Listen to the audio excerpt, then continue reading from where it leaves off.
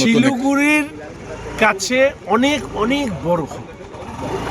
শিলিগুড়ি মাননীয় প্রধানমন্ত্রী নরেন্দ্র মোদীর সাথে মিশে গেল, অর্থাৎ Siliguri Varanasi constituency high speed railway corridor মানে হচ্ছে বুলেট ট্রেন। আহমেদাবাদ মুম্বাইয়ের পর দ্বিতীয় বুলেট ট্রেন পেতে চলেছে শিলিগুড়ি। এর থেকে বড় খবর কি হতে পারে? শিলিগুড়ি শহরের গুরুত্ব আজকে এই বুলেট ট্রেন দেওয়ার মধ্যে দিয়ে যে উচ্চতায় পৌঁছলো, আমার মনে হয় প্রত্যেক শিলিগুড়িবাসী তার জন্য গর্ববোধ করবে। ধন্যবাদ জানাচ্ছি মাননীয় প্রধানমন্ত্রীকে, নরেন্দ্র মোদী মহাশয়কে, ধন্যবাদ জানাচ্ছি রেলমন্ত্রী শ্রী অশ্বিনী বৈষ্ণব মহাশয়কে, এবং অবশ্যই ধন্যবাদ জানাচ্ছি নির্মলা সীতারামন মহাশয়াকে।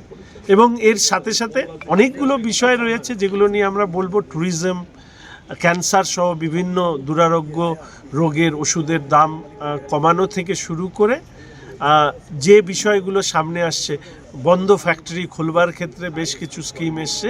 তবে উই আর সো হ্যাপি, কয়েকদিন আগেই 5টা ট্রেন বিভিন্ন প্রান্তে ভারতবর্ষের, বন্দে ভারতের স্লিপার ট্রেন আর এবার বুলেট ট্রেন।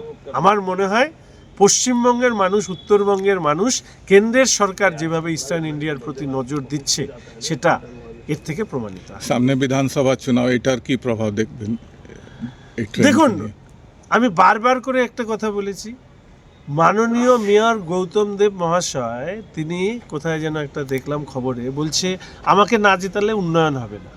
আর আমাদের মাননীয় প্রধানমন্ত্রী এবং আমার দেশের সরকারের লক্ষ্য হচ্ছে আমার দলের রাজ্যের সরকার থাকুক বা না থাকুক, উন্নয়ন আমাকে করতে হবে।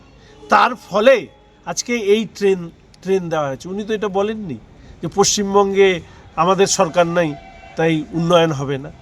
এই জন্য আমি বলছি যে তৃণমূল নামক রাজনৈতিক আবর্জনা এটাকে ডাস্টবিনে ফেলুন, ভারতীয় জনতা পার্টিকে সরকারে আনুন। কেন্দ্র এবং রাজ্য ডাবল ইঞ্জিনের সরকার, স্বাধীনতার পরে উত্তরবঙ্গের যে উন্নয়ন দেখেনি সেই উন্নয়ন করে দেখাবো, নাহলে রাজনীতি ছেড়ে দেবো।